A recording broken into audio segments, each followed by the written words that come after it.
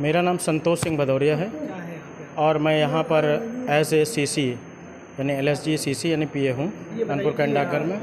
इसका दिवस के रूप में 14 अगस्त मनाया जाता है, क्या संदेश भारत के नाम? देखिए, ये जो 10 तारीख से 14 तारीख के बीच में विभाजन की विभीषिका जो आयोजित की गई है कार्यक्रम, उसका मूल उद्देश्य ये था कि जब विभाजन भारत का हुआ तो तमाम जो परेशानियां आम जनमानस में आईं, तो उससे सरकार का एक संदेश ये है कि जो हम अपने घर परिवार में रहते हैं, एक संयुक्त परिवार में रहते हैं, उसका विघटन हमें नहीं होने देना चाहिए।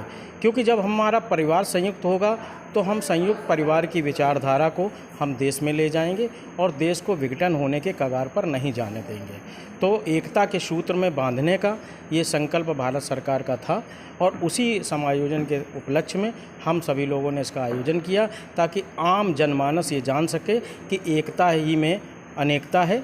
और इसके साथ में ही सबसे बड़ी चीज़ ये है कि घर परिवार अगर हमारा एक सूत्र में बंधेगा तो हम राष्ट्र को भी एक सूत्र में बांध सकते हैं। सर, आज 14 अगस्त है, विभीषिका दिवस के रूप में मनाया जा रहा है, क्या कार्यक्रम है, पूरा विस्तार से बताइए। ये भारत जब आज़ाद हुआ था 15 1947 को, उसी समय भारत और पाकिस्तान का जब बंटवारा हुआ तो जो उस समय की त्रासदी थी उसको लोग जन जन तक पहुंचाने के लिए 10 अगस्त से 14 अगस्त तक विभाजन विभीषिका प्रदर्शनी यहाँ कानपुर कैंट प्रधान डाकघर में लगाई गई है। उसी का आज समापन समारोह है। इसका उद्घाटन हम लोगों ने 10 अगस्त को यहाँ पर किया था। यहाँ के साथ साथ नवाबगंज प्रधान डाकघर में भी ये प्रदर्शनी लगाई गई है। RS शर्मा, सहायक निदेशक, post master general, Kanpur region, Kanpur. क्या कार्यक्रम आप लोगों ने आज तो जो हमारी प्रदर्शनी लगी थी उसका एक समापन था। चूँकि हम लोग जो है आज़ादी का अमृत महोत्सव मना रहे हैं, इसमें विभिन्न प्रकार के हमारे कानपुर रीजन में कार्यक्रम हुए हैं। कानपुर रीजन में हमारा कानपुर सिटी डिस्ट्रिक्ट, कानपुर देहात, उन्नाव, बांदा, महोबा, करबी और ये क्या नाम हमीरपुर, फर्रुखाबाद, कन्नौज, ये सारे डिस्ट्रिक्ट आते हैं। पूरे इस रीजन में इन सारे डिस्ट्रिक्ट में जो है हम लोगों ने कार्यक्रम करवाए हैं। क्या संदेश देना चाहते हैं? संदेश ये देना चाहते हैं कि हम सब एक हैं। तिरंगे का सम्मान हम सभी लोगों को करना है और ये जन जन मानस तक जो है ये चीज़ जो हमें संदेश पहुंचाना है। चौहान जी, कौन सी battalion? APS army postal service में 10 साल। आज ये जो का समापन मनाया गया, क्या संदेश देना चाहते हैं भारत?